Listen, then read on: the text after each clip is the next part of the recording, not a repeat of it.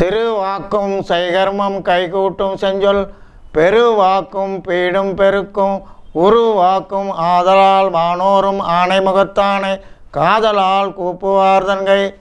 Shalini TV நேயர்களுக்கு வணக்கம். தை மாதம் பிறப்பு நிகழும் சோபகிருது வருடம் தை மாதம் முதல் தேதி 1ஆம் தேதி 15/1/2024 திங்கட்கிழமை காலை 6:25 மாதம் பிறக்கிறது. தை மாதம் பிறப்பு 15/1/2024 திங்கட்கிழமை காலை தஞ்சை சூரிய உதயப்படி 6:25 தான் தை மாதம் பிறக்கிறது.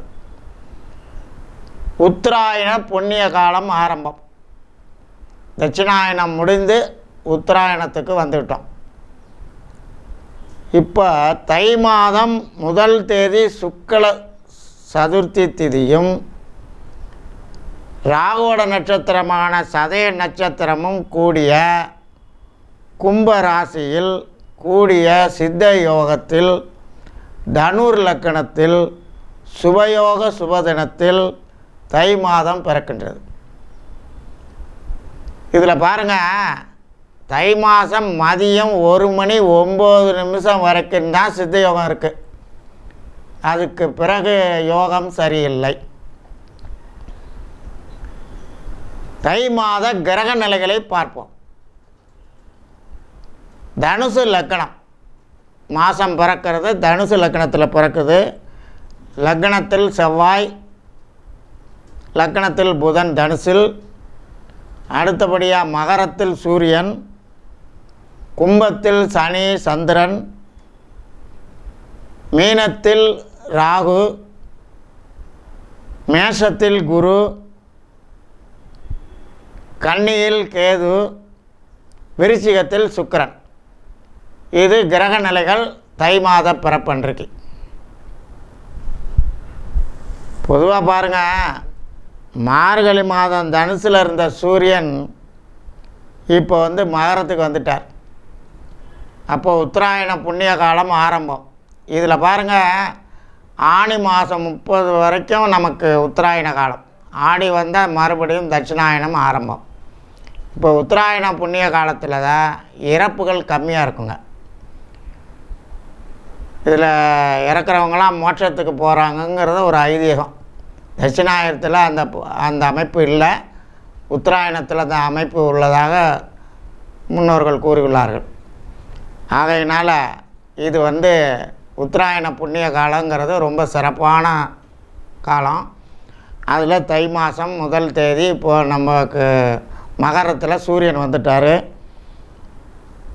இதில் பாருங்கள், தனுசு லக்கணத்தில் பிறக்குது மாதம். லக்ன அதிபதி போய் குரு மேஷத்தில் இருக்கிறார். அந்த மேஷத்துக்குடைய செவ்வாய் போய் தனுசு லக்கணத்தில் இருக்கிறார். அப்போ லக்னாதிபதியும் பூர்வ புண்ணிய ஸ்தானாதிபதி செவ்வாயும் பரிவர்த்தனை யோகத்தில் இந்த மாதம் ஆரம்பிக்குதுங்க. கூடவே புதனும் இருக்கிறாரு. குரு செவ்வாய் பரிவர்த்தனை யோகம் இருந்தாலும் சதய நட்சத்திரங்க. அந்த சதய நட்சத்திரம் ராகோட நட்சத்திரம். ராகு போய் 4ஆம் இடத்துல இருக்கிறாரு. அது புதன் ராத சஞ்சாரத்தில் இருக்கிறார். அந்த ராகு ரேவதி நட்சத்திரத்தில் இருக்கிறார். ஆகையினால் தை மாதம் அவ்வளோ சிறப்பான பலன் இல்லைங்க.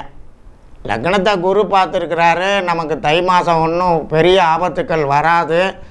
இருந்தாலும் பாருங்கள், புயல், நிலநடுக்கம், மழை, காற்று, இந்த மாதிரி ஒரு அதிகமான சூறாவளி காற்று இதெல்லாம் இந்த தை மாதத்தில் நடக்கிறதுக்கு வாய்ப்பு இருக்குங்க.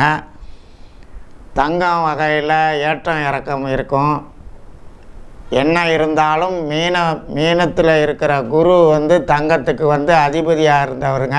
அதில் நல்ல பலன்கள் செய்வார். தங்கம் விலை ஏற்றி கொடுப்பாரு. இப்போ குரு மேஷத்தில் இருக்கிறாரு. ஆனால் ராகு அங்கே இருக்கிறாரு. அதனால் தங்கத்தில் ஏற்ற இறக்கங்கள் இருந்து கொண்டே இருக்கும். யானைகள் வந்து அதிகமாக இந்த மாதத்தில் வந்து இந்த தை மாதத்தில் அதுக்கு கிரகங்கள் சரியில்லைங்க. ஏன்னா குருவோட வாகனம் யானை, அதில் தான் ராகு இருக்கிறாரு. அது மாதிரி யானைகள் கொஞ்சம் இறப்புகள் பாதிப்புகள் இது மாதிரி ஏற்படுறதுக்கு வாய்ப்பு இருக்குங்க. யானை தங்கம் இந்த வகையில் கஷ்டம் நஷ்டம் இதை அனுபவிக்கணும். அடுத்தபடியாக பாருங்கள், நமக்கு சித்திரை மாதம் வர்ற வரைக்கும் அதிக பாதிப்பு இருக்காதுங்க. என்ன புயல் மழை வெள்ளம் எதுவும் எல்லாம் பயமுறுத்துமா ஒழிஞ்சு தை மாசி பங்குனி வெள்ளம் இந்த மாதமெல்லாம் பயமுறுத்தும். ஏன்னா நமக்கு வந்து சித்திரை மாதம் பிறப்பு வந்தால் தான் பெரிய பாதிப்புகள் ஏற்படுங்க. ஏன்னா குரோதி வருஷம் பலன் சரியில்லை. இது ஏற்கனவே நம்ம காணொலியில் சொல்லியிருக்கிறோம். ஆகையினால் 1964க்கு அப்புறம் 2024 குரோதி வருஷம் பிறக்கிறது சித்திரை மாதத்தில். ஆகையினால் அது வரைக்கும் நம்ம பயப்பட வேண்டிய அவசியம் இல்லைங்க. ஏன்னா நமக்கு வந்து பாடல் வந்து இந்த வருஷத்தில் சோபகிருத வருஷத்தில் நல்ல விதமான பாட்டு தான் போட்டிருக்காங்க இடைக்காடர். அதனால் சுபசோபனம்னு போட்டிருக்காங்க. அதன்படி தான் நடந்துக்கிட்டு வருது. இருந்தாலும் இந்த கன்னியில் இருக்கிற கேது இருக்கிறாரு, அது வந்து காலபுருஷ தத்துவத்துக்கு 6ஆம் இடத்துக்கு வர்றது. 6ஆம் இடங்கிறது நோய் ஸ்தானங்க. அதில் விஷகிரகமான கேது இருக்கிறதுனால ஏதாவது நமக்கு கொரோனா வரைக்கும் மாதிரி வரக்கூடிய நோய் கிடையாதுங்க. அந்த மாதிரியில் ஒரு சிறு சிறு உபாதைகள் கொடுக்கறதுக்கு வாய்ப்பு இருக்குங்க. இருந்தாலும் நம்ம முகக்கவசம் போட்டுக்கிறது நல்லதுங்க. ஏன்னா ராகு புதன் இடத்துல சஞ்சாரத்தில் இருக்கிறாரு. இப்போ சனி வந்து 5ஆம் இடத்தை பார்க்குறாரு. குருவோட அந்த வீட்டுக்குடைய குருவை சனி பார்க்குறாரு. ஆகையினால் நமக்கு வந்து கொஞ்சம் டிஸ்டன்ஸை மெயின்டைன் பண்ணுங்கள். போராட வரனால முகக்கவசம் போடுங்க. இந்த கேது வந்து சிறு சிறு அலர்ஜி உபாதைகளை கொடுப்பார். பெரிய பாதிப்பு வராது. அது மிதுனத்தில் ராகு கேதுகள் இருக்கும்போது தான் அதுக்கு பவருங்க. அது சனி பார்த்தா கூடுதலாக இருக்கும். அது 60 ஆண்டுக்கு ஒரு முறை தான் வரும். ஆகையினால் இந்த வருஷ பாடல்கள் இடைக்காடர் பாடல் நமக்கு சுபசோபனம்னு சொல்லியிருக்கிறாரு. அதனால் பெரிய பாதிப்புகள் வராது. இருந்தாலும் நாம் ஜாக்கிரதையாக இருந்துக்கணுங்க. இப்போ வந்து இந்த தை மாதத்தில் இருக்கிற கிரக நிலைகளும் சரியில்லைங்க. ஏன்னா ராகு இருக்கிறாரு. சனியும் சந்திரனும் நமக்கு இன்றைக்கி மாத பிறப்பு அன்றைக்கி இருக்குது. சனி வந்து பூர்வ புண்ணிய ஸ்தானத்தை குருவை வேற பார்க்குறாரு. ஆகையினால் இந்த மாதத்தில் கொஞ்சம் கூடுதலான புயல் மழை காற்று இந்த மாதிரி ஒரு அசம்பாவிதங்கள்லாம் நடக்கிறதுக்கு வாய்ப்பு இருக்குங்க. பெருசாக ஒன்றும் வராது. ஆகையினால் இந்த தை பொங்கலை வந்து நமக்கு நல்லபடியாக கொண்டாடி இறைவனை வேண்டிக்குவோங்க. நமக்கு எந்த விதமான ஆபத்தும் வராது. தைரியமாக இருக்கலாங்க. அடுத்தபடியாக லக்னத்தை குரு பார்த்துருக்கிறாருங்க. அதனால் பெரிய ஆபத்து வர்றதுக்கு வாய்ப்பு இல்லை. தை மாதமாக இருந்தாலும் நமக்கு ராசி அதிபதி போய் குரு செவ்வாயும் பரிவர்த்தனை ஆகிது. குரு பார்க்குறாரு லக்னத்தை. அதனால் பெரிய பாதிப்புகள் வர்றதுக்கு வாய்ப்பு இல்லைங்க. அடுத்தபடியாக இந்த தை மாதத்தில் உள்ள நிகழ்ச்சிகளை பார்ப்போம். முதல்ல பாருங்கள், 15/1/2024 மாதப்பிறப்பு அன்னைக்கு மகர சங்கராந்தி பொங்கல் பண்டிகை. பொங்கல் வைக்க நல்ல நேரங்க. காலை 6 மணி முதல் 7:30 மணிக்குள் அவங்கவுங்க சௌகரியத்துக்கு போல் பண்ணிக்கங்க. நல்ல நேரம் நான் குறிப்பிடுறேன்.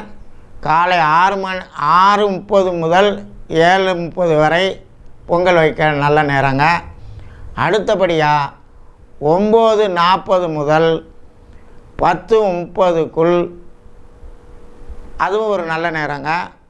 அடுத்தபடியாக பாருங்கள், மதியம் 12:40 முதல் 1:10 பூஜை பூர்த்தி செய்கிறது நல்லதுங்க. ஏன்னா மதியம் 1:10 மேலே யோகம் சரியில்லைங்க. அதனால் வந்து பொங்கல் வந்து நல்ல நேரத்தில் வச்சு நம்ம வீட்டையும் நாட்டையும் பாதுகாக்கிறதுக்கு சூரிய பகவானை வேண்டிக்கங்க. எல்லாருடைய இல்லத்திலையும் எல்லோருக்கும் நல்லது நடக்கும். சாலினி டீ சார்பாக பொங்கல் வாழ்த்துக்களை நான் தெரிவித்துக் கொள்கிறேன். அடுத்தபடியாக பாருங்கள், மறுநாள் 16/1/2024 செவ்வாய்க்கிழமை மாட்டுப்பொங்கலுங்க. அது காலையில் 12:40 முதல் 1 மணி 40 நிமிஷம் வரை பொங்கல் வைக்கலாங்க. அடுத்தது மாலை 5:10 முதல் இரவு 8:40 வரையிலும் பொங்கல் பூஜைகள் பண்ணலாம். அது மாதிரி சிறப்பான நேரங்க. அடுத்தபடியாக பாருங்கள், 20/1/2024 சனிக்கிழமை தை கார்த்திகைங்க. முழு கார்த்திகை இருக்குது அன்றைக்கி முழு நாள். அதனால் முருகனை நல்லா தை கார்த்திகை விசேஷங்க. இந்த மாதிரி 20/1/2024 சனிக்கிழமை வருதுங்க. அடுத்தபடியாக பாருங்கள், 25/1/2024 வியாழக்கிழமை பௌர்ணமி முழு நாள் இருக்குங்க. அன்றைக்கி தைப்பூச திருநாளுங்க. அடுத்தபடியாக பாருங்கள், 26/1/2024 வெள்ளிக்கிழமை வாஸ்து நாளுங்க. வாஸ்து நேரம் காலையில் 9:51 முதல் 11:21 வரைக்கும் சூரிய உதயத்தை சேர்த்து சொல்லியிருக்கிறாங்க. அது வாஸ்து மொழிக்கிறாரு. அதில் குறிப்பாக காலையில் 10:45 முதல் 11:21 வாஸ்து பூஜையை பூர்த்தி பண்ணுங்க. நான் பல காணொலியில் சொல்லியிருக்கிறேன். எல்லா வாடகை வீடு, அப்பார்ட்மெண்ட்ஸு, எந்த வீட்டில் நம்ம குடியிருந்தாலும் இல்லத்துக்கு அந்த தாய் நிலை வாசப்படிக்கு அதை சுத்தம் பண்ணி மாவிளை தோரணம் கட்டி பூஜை செய்யுங்க. இந்த வாஸ்து நேரத்தில் வீட்டுக்குள்ளே இருக்கிற ஏதோ அதிதிகள்லாம் இருந்தால் வெளியே போயிடும். சுபிட்சம் நடக்கும். அந்த இல்லத்தில் திருமணம் நடக்கும், சுபகாரியம் நடக்கும். நமக்கு நல்ல நிகழ்ச்சிகள்லாம் அந்த இல்லத்தில் நடக்கிறதுக்கு இந்த வாஸ்து பூஜையை செய்யுங்க. நிலவாசப்படிக்கு செய்யுங்க. செய்து நமக்கு நல்ல காரியங்களை நடத்துகிறதுக்கு நமக்கு இந்த வாஸ்து பூஜை நமக்கு நல்ல நன்மைகளை செய்யும். இல்லத்தில் பாருங்கள், வாஸ்து பூஜை தோறும் இந்த வாசலை சுத்தம் பண்ணி நம்ம வைத்து கொண்டோமானால் நம்ம இல்லம் செழிப்பாக இருக்கும். நமக்கு நோய் நொடி வராது. திருமணம், புத்திரப்பேறு, எல்லா சுப நிகழ்ச்சியும் நடக்கிறதுக்கு வாய்ப்பு கொடுப்பார் இந்த வாஸ்து பூஜை பண்ணுறது. அது மாதிரி சிறப்பான நாளுங்க. குறிப்பாக 10:45 11:21 பூஜை செய்கிறது சிறப்புங்க. அடுத்தபடியாக பாருங்கள், 9/2/2024 வெள்ளிக்கிழமை முழு நாள் தை அமாவாசை வருதுங்க. அன்றைக்கி தான் தை மாதம் அமாவாசை சிரார்த்த திதிங்க. அதனால் தை அமாவாசை பிதிர்கடன் செலுத்தலாம். ஆடி அமாவாசை, தை அமாவாசை, புரட்டாசி அமாவாசை, இது 3 ரொம்ப சிறப்புங்க பிதிர்காரியங்கள் பண்ணுறது. அதில் உத்தராயண காலத்தில் தை மாதம் அமாவாசை செய்கிறது ரொம்ப சிறப்புங்க, சிரார்த்தம் பண்ணுறது. அதனால் அதை முன்னோர்களை வணங்கி இந்த வருஷம் நல்லா இருக்கணும். குறிப்பாக எல்லாருக்கும் பாருங்கள், திருமணம் தான் இடைஞ்சல் பண்ணுதுங்க.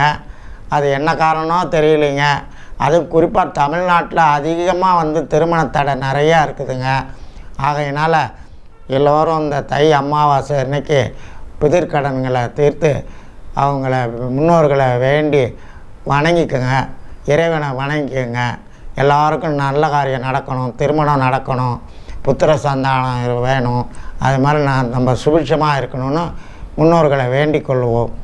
அடுத்தபடியாக பாருங்கள், தை மாதம் வளர்பிறை சதுர்த்தி திதி இந்த மாதம் கொடுக்கக்கூடாதுங்க. மாசி மாதம் 1 தேதி கொடுங்க. என்ன காரணம்னா, மாசி மாதம் நமக்கு 13/2/24 தான் சதுர்த்தி திதி சுக்லபட்சம் வளர்பிறையில் வருதுங்க. அன்னைக்கு கொடுக்கறது சிறப்புங்க. நமக்கு அது மாதிரி தை மாதத்தில் வரக்கூடிய அந்த சிரார்த்த திதியை மாசி மாதம் 1 தேதி கொடுப்பது சிறப்புங்க. மற்றபடி இந்த தை மாதத்தில் பொங்கல் செய்து எல்லோரு இல்லங்களும் சந்தோஷமாக இருக்க சாலினி சார்பாக வாழ்த்தி வணங்குகிறோம். வணக்கம்.